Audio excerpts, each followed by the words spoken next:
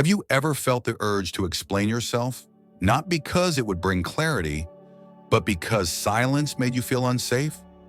You pause, someone misreads your stillness, and suddenly you find yourself unraveling a narrative you never wanted to share, not because it was needed, but because you feared being misunderstood. And in that moment, your energy shifts. You leave the center of your own presence and begin translating it into fragments for someone else to approve. It doesn't feel like a betrayal, but it is. A quiet one, a habitual one, a socially accepted leak that no one questions because everyone does it.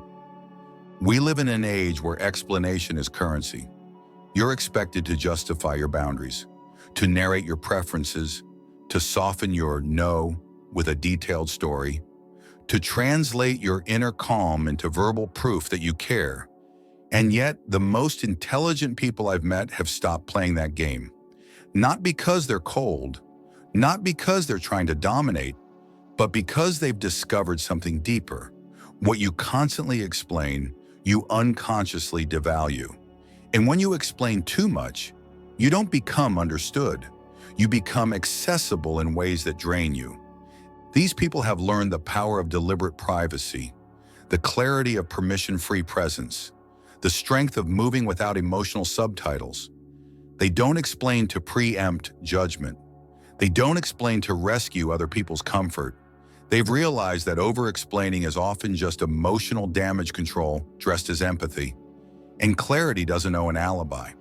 In this video, we'll explore 6 things intelligent people never explain, not out of arrogance, but out of alignment. You'll learn why they protect their silence like a sacred ritual, how they guard their no without disclaimers, and why they let their values stand unspoken but unmistakable. This isn't about being distant. It's about being centered. And when you learn to stop explaining what no longer needs proof, you don't become cold, you become undeniable. Let's begin. Intelligent people don't explain their boundaries, not because they lack empathy, but because they've outgrown the belief that boundaries require negotiation. They've lived the fatigue of justifying why they needed rest, why they left the room early, why they didn't reply to a message. And over time, they've seen how explanation doesn't always build understanding. It often becomes a subtle form of permission seeking, a quiet plea to be allowed what was already theirs to own. They remember the emotional cost of over-explaining, the hollow feeling after typing a 4-paragraph text just to say no, the gut twist after apologizing for needing space, the post-call exhaustion of trying to sound soft enough not to be seen as selfish. Eventually, something shifts. They begin to ask, who taught me that my boundaries require decoration? Who made me believe that being kind meant being constantly available? What they realize is this: explanation leaks energy. Every time you dress your boundary in excessive narrative, you dilute the very thing you're trying to protect. It's emotional bandwidth theft, self-inflicted, and it trains the people around you to expect your inner world to be open for discussion, debate, even revision. But the intelligent learn that true boundaries are not performance pieces. They're quiet architecture, built to hold, not to please. Marcus Aurelius wrote, "If it is not right, do not do it. If it is not true, do not say it." And that includes the impulse to soften your no with justifications. Because sometimes the truest thing you can say is exactly that. Nothing more than a quiet, steady no. I once knew a woman who used to apologize every time she declined an invitation. "I'm so sorry, I've just been overwhelmed. I wish I could, but I've got so much on my plate." Each message was gentle, polite, overflowing with guilt. Until one day she said something different. Just 6 words. "I'm not available. Thank you, though." No reason, no tension, just clarity. And surprisingly, no one pushed back. Because when your tone is centered, people stop looking for cracks to enter. Psychologically, explaining boundaries often stems from early conditioning, where love was conditional and saying no required justification to avoid punishment. But intelligent people unlearn that script. They realize that the right people don't need an explanation to honor your boundary, and the wrong ones will never find your explanation good enough anyway. So they stop performing vulnerability just to be respected. They stop presenting emotional essays to earn space. They start treating their time and energy like a private estate, not a public square. They know a real boundary doesn't owe you a backstory. It doesn't arrive with soft music and disclaimers. It just arrives and stays. So the next time you find yourself writing a long message to explain why you can't be there, pause. Ask yourself, am I sharing this out of clarity, or am I leaking this to be seen as reasonable? If it's the latter, stop. Let your sentence stand alone. Let your presence be enough without the annotation. Because intelligent people don't explain their boundaries. They live them, quietly, consistently, without permission and without apology. Silence makes people nervous. That's why most don't know what to do with it. They rush to fill it with words, apologies, emojis, explanations. They think silence signals disinterest, distance, or judgment. But intelligent people, they understand silence as a language, a powerful one, and that's exactly why they never explain it. They've learned this the hard way, maybe from moments when their silence was mistaken for hostility, or when someone asked, "Is everything okay?" just because they didn't text back right away. So they used to compensate, sending long messages like, "Sorry for the delay, I've been really overwhelmed," or "I wasn't ignoring you, I just needed a moment." But every time they over-explained their quiet, something inside them grew noisier. And they began to wonder, why does stillness need to be justified? Here's what they discovered. When you explain your silence, you hand over the authority of your inner rhythm. You place your peace on trial in someone else's courtroom, and you train people to expect constant availability, not connection, but performance. But the intelligent break that pattern. They understand that silence isn't absence, it's sovereignty. There's a reason Marcus Aurelius warned, be tolerant with others and strict with yourself, not to isolate, but to guard the sacred space of clarity. Intelligent people respect that space. They don't explain their silence because they know it isn't coldness, it's calibration. They've chosen not to rush into replies, not to participate in mental ping pong. They pause, not to punish, but to process. One man I knew was once described as mysteriously calm. He never responded to drama with paragraphs, never jumped to defend himself when misread, and never followed silence with guilt. Instead, he responded when it mattered, and not before. His life moved like water, not lightning. People said he was detached, but in reality, he was simply unhooked. In today's world, silence is often treated as a glitch in communication, but intelligent people see it as a feature, a filter, a signal of emotional depth. They don't use silence as a weapon, but as a window, a chance to observe without reacting, to choose words that matter over noise that fills. From a psychological lens, our instinct to explain silence often stems from fear of abandonment or rejection. If we don't reply fast enough, we might lose their interest. If we don't post enough, we might be forgotten. So we chase connection through performance. But the intelligent realize the right people won't punish your silence, and the wrong ones will punish your presence too. So they stop explaining, not to be cruel, but to be real, because silence is their sacred pause, their recalibration, their filter against overstimulation. It's where they listen to their own voice before responding to the world's noise. If you've ever sent a message just to smooth over the quiet, ask yourself, was I afraid of being misunderstood, or was I afraid of not being liked? If the latter, pause. Sit in that silence. Let it teach you that discomfort isn't danger, and that you don't need to explain what keeps you sane. Because intelligent people don't explain their silence. They live in it, they grow through it, and they return from it clearer, calmer, and completely unapologetic. Growth is quiet. Real growth doesn't shout. It doesn't post progress reports. It doesn't broadcast its transformation for applause. It happens slowly, invisibly, like roots beneath the surface. And that's why intelligent people never explain their personal growth. Because once it's real, it doesn't need narration. It simply becomes. They've lived through the awkward in-between, when you start evolving, but those around you only see the old version of you. So you try to explain, I'm not who I was, or I've changed my priorities, hoping they'll understand, but they don't. Or worse, they mock it, resist it, or feel threatened by it. And you realize growth explained is often growth denied. That's when intelligent people stop explaining. Not out of spite, but out of self-respect. Because real change isn't a negotiation, it's a realignment. And if you need someone else's understanding to legitimize your evolution, you're still not free.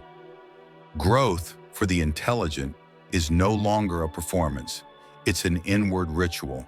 They read in silence, heal without witnesses, outgrow environments without needing farewell speeches.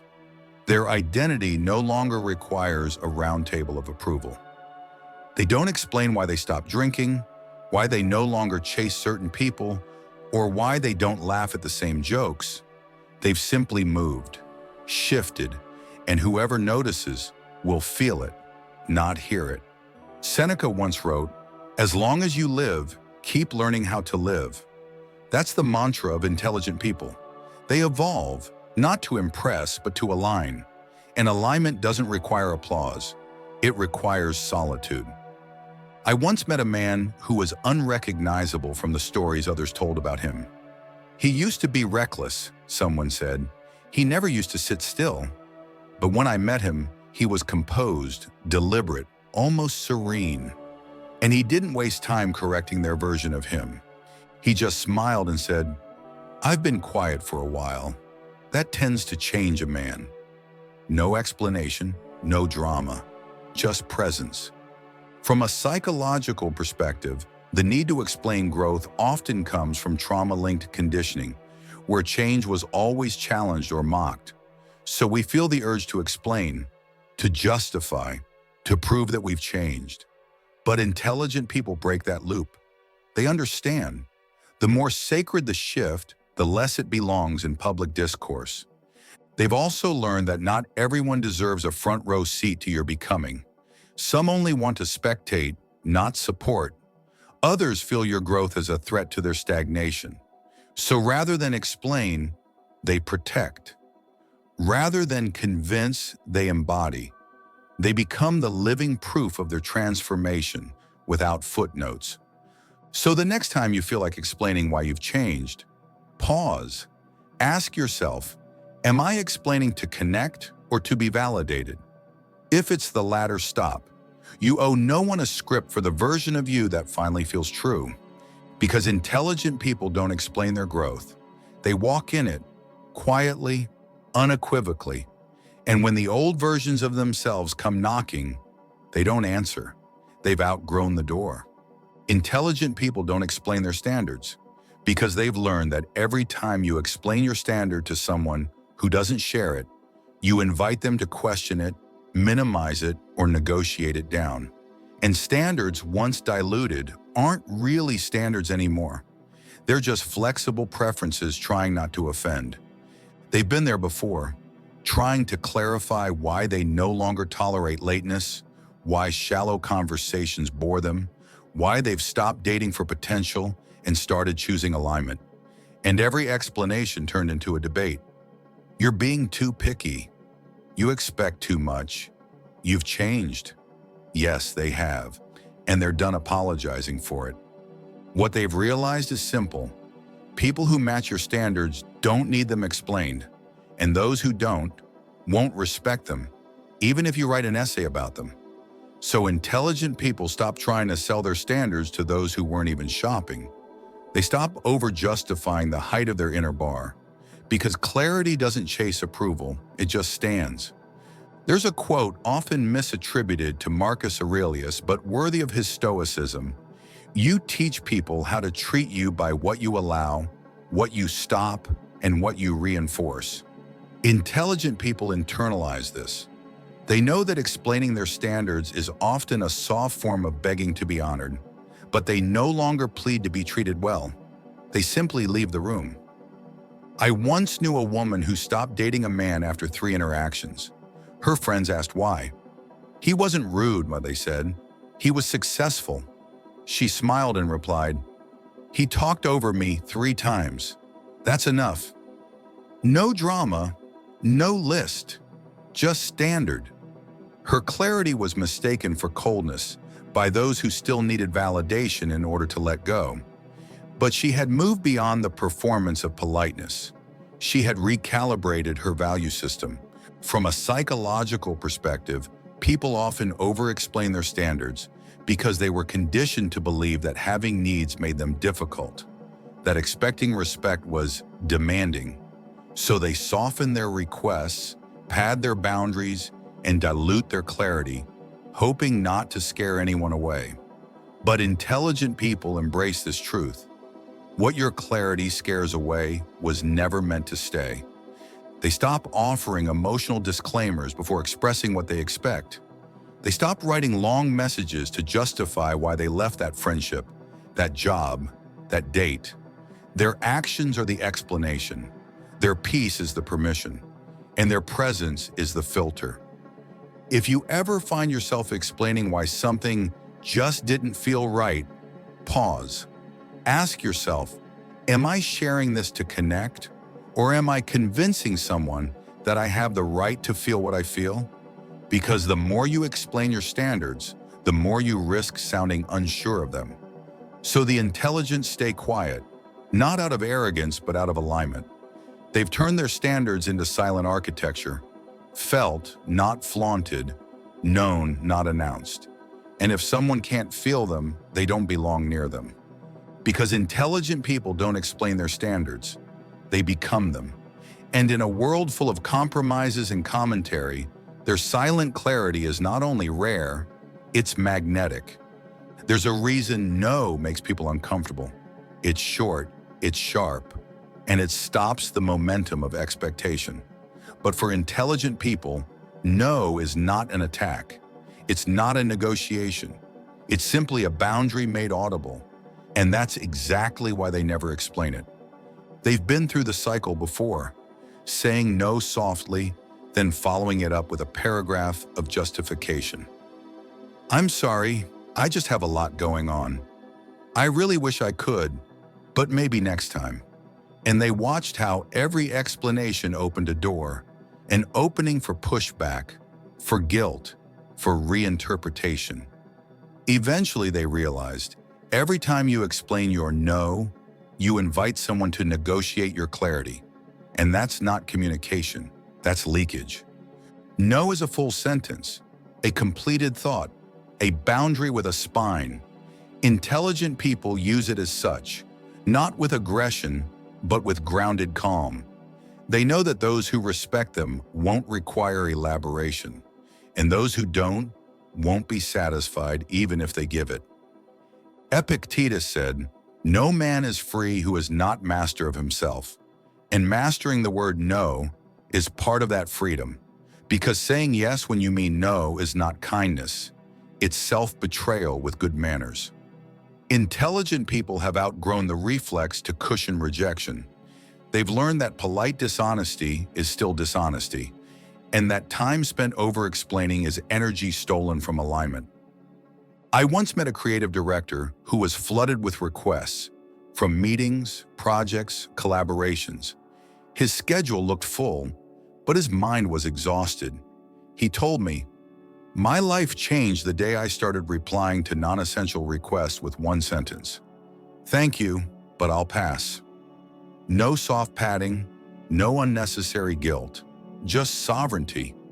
Psychologically, the fear of saying no without explanation often comes from early programming, where love was conditional and rejection brought punishment. So we over-justify to avoid conflict. But intelligent people break that pattern. They understand saying no without explanation is not rudeness. It's precision. It's the ability to exit a moment without leaking your peace. They also know that a well-placed no saves more energy than a poorly explained yes. That saying no is not closing a door, it's choosing which rooms you want to stand in fully. And when you no longer apologize for declining, something powerful happens. People start respecting your time before they even ask.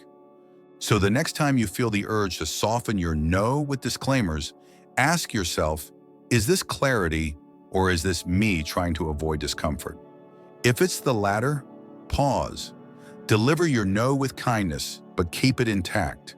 Because once you explain it, you weaken it. And what's weakened gets challenged. Intelligent people understand this deeply, that a no wrapped in too much sugar invites cavities. That truth doesn't need decoration. It just needs to be delivered, calmly and completely. Because intelligent people don't explain their no, they honor it. And in doing so, they give others the gift of clear expectations and themselves the gift of preserved energy. There's something deeply unsettling about feeling an emotion and immediately needing to explain it, to rationalize a tear, to justify a flinch, to decode a pause. But intelligent people no longer do that because they've come to understand your feelings don't owe the world a presentation, and that's why they never explain their emotional reactions. They've lived the moments where someone said, "Why are you so quiet? What's wrong with you?" Or, "You're overreacting." And in the past, they'd scramble to respond, "I'm just tired. It's nothing. Sorry, I didn't mean to make things weird." But deep down, they knew it was more than tiredness. It was sensitivity, overwhelm, frustration, growth. The full texture of human emotion, compressed into silence because it wasn't deemed convenient. So they stopped performing emotional neatness. They stopped labeling every tear and dissecting every sigh. Because explaining your emotions to someone who isn't listening to understand, but to judge, deflect, or fix, only deepens the disconnect. Intelligent people no longer explain their inner weather. They feel it, move through it, and let it pass, like a season that doesn't need a reason. Seneca once said, "No man is more unhappy than he who never faces adversity, for he is not permitted to prove himself." The intelligent extend this wisdom inward. Emotional turbulence is not a sign of weakness, but of life happening at full intensity, and they no longer fear being seen in that process. I once witnessed a man stay completely silent during a heated boardroom discussion. After the meeting, someone asked, "You looked upset. Why didn't you speak up?" He smiled gently and said, "Because not everything I feel needs to become a performance." That stuck with me. He didn't suppress his feelings. He just didn't convert them into theater. His restraint wasn't weakness, it was mastery. Psychologically, we're conditioned to explain our emotions to preserve social comfort. We fear being seen as dramatic, irrational, or unstable. But intelligent people realize the right people won't make your calmness a threat, your sadness a burden, or your boundaries an inconvenience. And those who do, don't deserve the backstage pass to your inner world. They've stopped offering disclaimers like, "Sorry I cried," "Sorry I got angry," "Sorry I wasn't smiling," because those apologies are not for mistakes. They're for being human, and no one should apologize for having a nervous system that responds to life. So the next time you feel something rise, disappointment, anger, joy, or stillness, don't rush to explain it. Don't rush to flatten it so others feel okay. Ask yourself, am I about to explain this to connect or to protect someone else's comfort? If it's the latter, breathe. Let the feeling rise. Let it pass, and let it exist without performance. Because intelligent people don't explain their emotional reactions. They learn to witness them. They learn to be the mountain, not the weather, present, still, unshaken by the need to decode their every tremor. And in that stillness, they become trustworthy to themselves and magnetic to those who've learned to value emotional depth without demanding a manual. What if the freedom you're seeking isn't found in what you say, but in what you no longer feel the need to explain? What if real intelligence isn't loud, isn't reactive, isn't on display? What if it lives in your ability to walk away without a monologue, to evolve without a warning, to feel deeply without asking for permission to feel?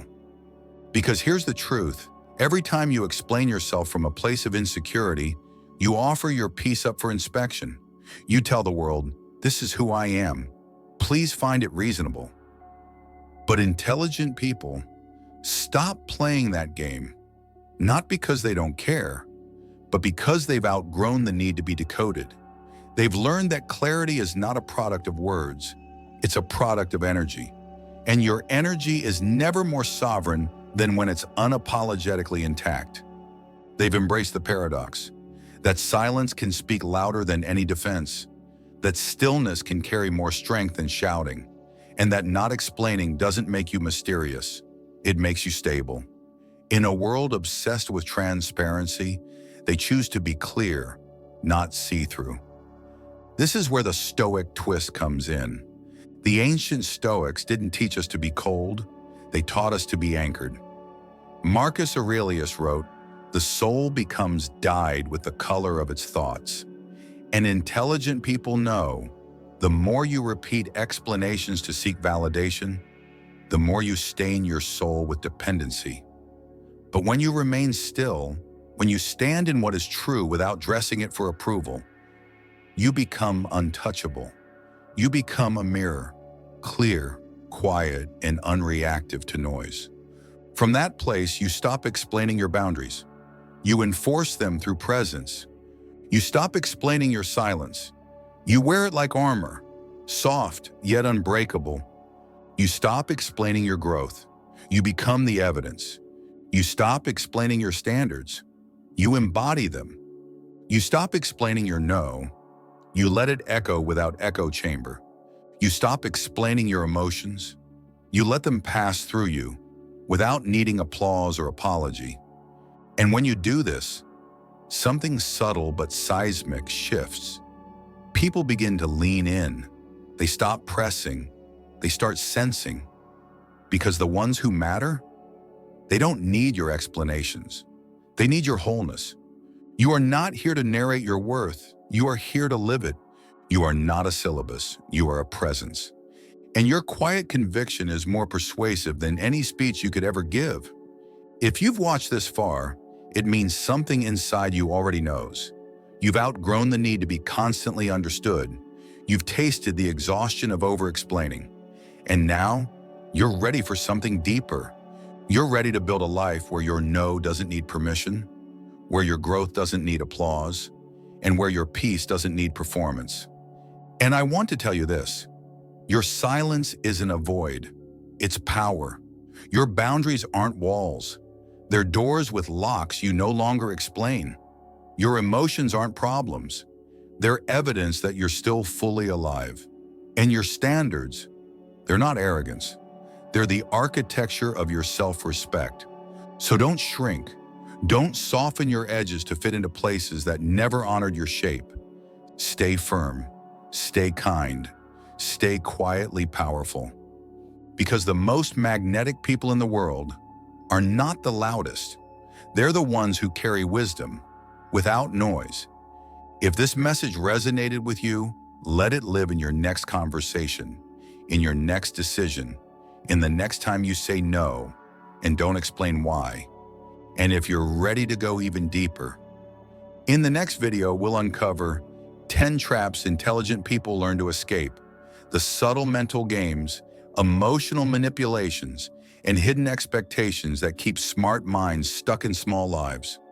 You'll learn how to spot them, outgrow them, and walk free. So if you haven't subscribed yet, this is your sign. Join us here at Stoic Viva, where clarity meets courage, where peace has a spine, and where your evolution doesn't need a microphone. Until then, walk quietly and let the world feel the weight of your stillness.